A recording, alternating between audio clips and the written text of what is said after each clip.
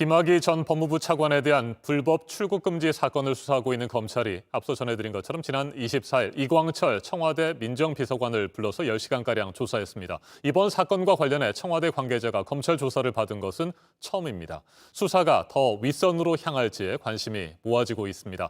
이 같은 상황에서 차기 검찰총장 후보를 서너 명으로 압축하는 추천위원회 회의가 오는 29일에 개최됩니다. 후보군에 이성윤 서울중앙지검장이 포함될지 주목됩니다. 검찰 출신입니다. 이중재 변호사 자리에 함께했습니다. 어서 오십시오. 네, 안녕하세요. 네, 이광철 청와대 민정비서관이 이틀 전에 검찰의 조사를 받았습니다.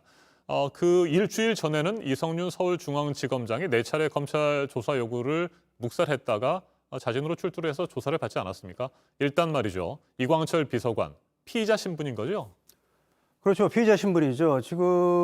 지금까지 언론 보도 등을 통해서 알려진 걸 종합해 보면은 지금 검찰 수사팀은 이미 대검 과거사 진상조사단에 파견 나가 있던 이규원 검사, 네. 그리고 이제 차규근 출입국 외국인 정책본부장을 이미 기소를 했단 말입니다.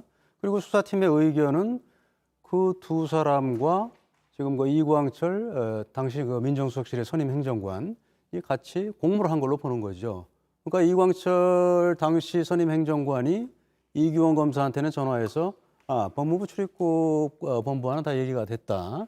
그러니까 한번 연락해봐라. 네. 그렇게 얘기를 하고 또 출입국 정책본부장에 대해서는 전화해서 이규원 검사한테서 연락이 갈 거다. 이렇게까지 했다는 증거를 확보를 한 걸로 보여요. 그렇기 때문에 지금 수사팀은 이 세 인물을 지금 공범으로 보는 거고 그중에 두 사람을 이미 기소를 했기 때문에 네. 지금 이광철 비서관에 대해서는 기소 가능성에 훨씬 무게를 둔다고 생각을 합니다. 네, 수원지검이 그동안에 수사를 해왔으니까 말이죠. 이제 이광철 비서관의 경우에는 기소 여부만 결정하면 되는 단계에 이르렀을까요? 그렇죠. 이광철 비서관에 대해서는 이제 기소만 결정하면 되는 단계고 지금 말씀드렸듯이 수사팀은 기소 쪽에 훨씬 무게를 두는 네. 것 같고요. 그다음에 이제 추후 남은 문제는 그러면 이광철 지금은 민정비서관입니다만은 당시는 그 민정수석실의 선임 행정관 정도의 그렇죠. 직위였는데 네. 과연 이렇게 있지도 않은 내사번호를 붙여서 긴급 출국 증지 요청을 하고 그걸 승인해주고 이런 절차를 선임 행정관이 혼자 할 수 있는가 이런 의문이 있는 거죠. 검찰 수사팀도 당연히 네. 그 부분을 더 굉장히 더 수사를 하고 싶어 할 거예요. 그런데 지금 이광철 지금 민정비서관은 본인의 혐의도 지금 부인을 하는데 아하. 그 윗선으로 더 이상 갈 수가 있겠느냐. 그건 현실적으로 그런 하기는 어렵지 않을까 수사가 그렇게 생각을 합니다. 네. 민정수석도 있고 그 윗선도 있는데 현재로서는 청와대 더 윗선으로 수사가 확대될 가능성은 높지 않다 이렇게 보시는 거군요. 수사팀은 당연히 하려고 하는데 지금 본인이 이광철 당시 선임 행정관이 본인의 혐의 자체도 부인하고 있는데 내 윗사람 누가 나한테 지시해서 그런 일을 했습니다. 이렇게 얘기할 리는 없잖아요. 본인 자체가 부인하고 있는데 그런 일이 없다. 이렇게 얘기하고 있는 상황이기 때문에 현실적으로 윗선으로 수사를 더 확대하기가 굉장히 어려운 상황이다. 이걸 말씀드리는 겁니다. 네. 이성윤 서울중앙지검장의 경우에는 지난 22일 수사심의위원회 소집을 신청했습니다. 이 부분은 어떻게 보십니까? 지금 이런 것 같아요. 지금 박범계 법무부 장관은 검찰총장 후보 추천위원회 일정과 지금 일선에서 이성윤 지검장이 수사심의위원회 소집을 요청한 것과는 전혀 관련이 없다. 네. 이렇게 얘기를 하고 있습니다만은 제가 볼 때는 관련이 없을 수가 없죠. 지금 이성윤 지검장을 총장 후보에 고려를 안 한다면 지금 윤석열 전 총장이 물러난 지 지금 2개월이나 지났단 말입니다. 이렇게 그렇죠. 좀 지연될 수가 있겠는가 하는 그런 의문점이 있고요. 그다음에 두 번째로는 이성윤 지검장의 수사심의위원회 소집 요청하자마자 바로 검찰총장 후보 추천위원회 열겠다 이렇게 발표를 했지 않습니까? 그렇기 때문에 연관성이 없는 게 아니라 상당히 연관성이 있는 걸로 보입니다. 네, 차기 검찰총장 후보군을 가려내는 작업들이 이번 주에 본격적으로 진행이 될 것 같습니다. 목요일에 후보 추천위원회 회의가 처음으로 열리게 되고요. 이 자리에서 한 서너 명 정도가 압축이 될 수 있는데 일단 최대 관심은 앞서 저희가 계속 얘기하고 있는 이성윤 서울중앙지검장이 과연 차기 검찰총장 후보군에 들어갈 것이냐 아니면 빠질 것이냐 이 부분입니다. 현재로서는 들어가는 거를 굉장히 좀 고려를 많이 하는 걸로 보여요. 방금 실제로 그렇습니다. 들어갈 가능성이 높다고 보십니까? 저는 굉장히 높고 다만 이제 수사심의위가 언제 열려서 결론을 언제 내느냐 그게 하나의 변수가 될 수 네. 있다고 생각을 합니다. 그러니까 지금 수사팀은 당연히 뭐 이성윤 지검장도 지금까지 알려진 바에 의하면 뭐 기소하는 쪽에 무게를 둔 것 네. 같고요. 또 수사심의위원회가 열려서 거기에서도 이성윤 지검장에 대해서 기소하는 것이 맞다 이런 의견을 낸다면 지금 뭐 검찰총장 후보로 추천하기가 또는 뭐 서너 명 정도 추천을 한 사람 중에 껴 있는데 또 박범계 장관이 그 이성윤 지검장을 제청하기가 네. 대통령께 굉장히 어려워지겠죠. 수사심의회 결론이 그렇게 난다면. 그런데 또 하나의 문제가 지금 뭐 작년 6월과 7월에 있었습니다만은 서울중앙지검에서요.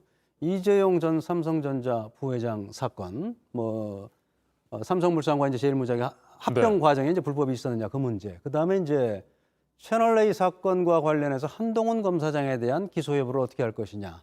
거기에 대해서 수사심의위원회에서 이거 뭐 불기소하는 게 맞다 그런 결론을 내렸었는데 그럼에도 불구하고 이성윤 지검장이 그때 안 받아들였거든요. 그러면 본인이 이번 뭐 그런 상황 그렇게 그런 적이 있었는데 이번에 수사심의위원회 소집을 신청하는 게 맞느냐?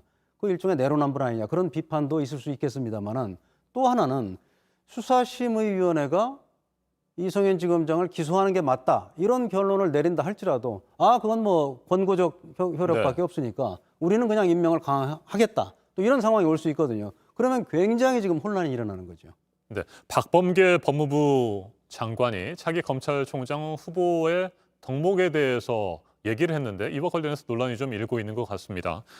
대통령 국정 철학과의 상관성이라는 표현을 했습니다. 이걸 뭐 깊이 있게 들여다보지 않더라도 국정 철학을 잘 이해하는 사람, 그러니까 대통령의 뜻을 잘 알고 검찰을 이끌 사람이 필요하다. 뭐 이런 뜻으로도 해석되는데 어떻게 생각하십니까? 그런 교과서적인 의미라면 뭐 당연한 거죠. 문제가 네. 없는 말이죠. 그러니까 예를 들어서 뭐 지금 대통령께서 내세우는 예를 들어서 뭐 나라다운 나라를 만들겠다. 또 우리가 민주주의와 법치주의를 더욱 확립하겠다. 이런 면에서 대통령과의 철학을 공유하는 총장. 그건 뭐 당연한 얘기입니다. 그거는. 그런데 지금 문제가 예를 들어서 뭐 이성윤 지검장 같은 분을 뭐 염두에 둔 발언이었다면 또 지금 뭐 박범계 지금 법무장관은 지난번에 그 신현수 전 민정수석에게도 네. 지금 뭐 그때 보도된 바에 의하면은 왜 당신은 우리 편에 안 서느냐 뭐 이런 얘기를 했다는 거 아니에요. 근데 이런 말이 사실이라면 지금 박범계 장관이 얘기하는 국정 철학이라는 게 결국은 어떤 상황에서도 우리 편에 설 사람 네. 이런 사람을 구하는 거라면 그건 심각한 문제죠. 그건 뭐 그야말로 검찰의 정치적 중립성을 해칠 수 있는 대단히 뭐 그건 뭐 바로 뭐 시정해야 될 그런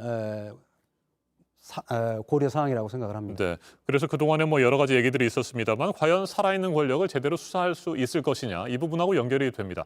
더불어민주당 내에서도 그와 관련해서 뭐 반발하는 문제를 제기하는 의원들도 있는 것 같습니다. 조응천 의원의 경우에는 말 잘 듣는 검찰을 원한다는 것을 장관이 너무 쿨하게 인정해 버린 것이다. 뭐 이렇게 얘기를 했습니다. 그런 부정적인 시각이 많은 거죠?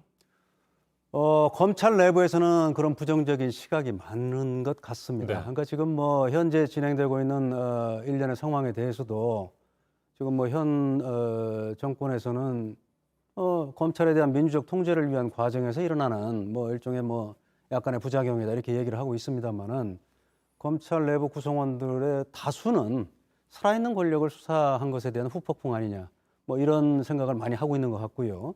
그런 상황에서 법무부 장관이 국정 철학 운운한 거는 결국은 조홍천 의원이 얘기한 것처럼 말 잘 듣는 총장 선출하려는 거 아니냐 이런 의혹을 많이 가지고 있는 걸로 보입니다. 네. 이번 주에 차기 검찰총장 후보자들을 추리는 작업이 본격적으로 진행이 되니까요.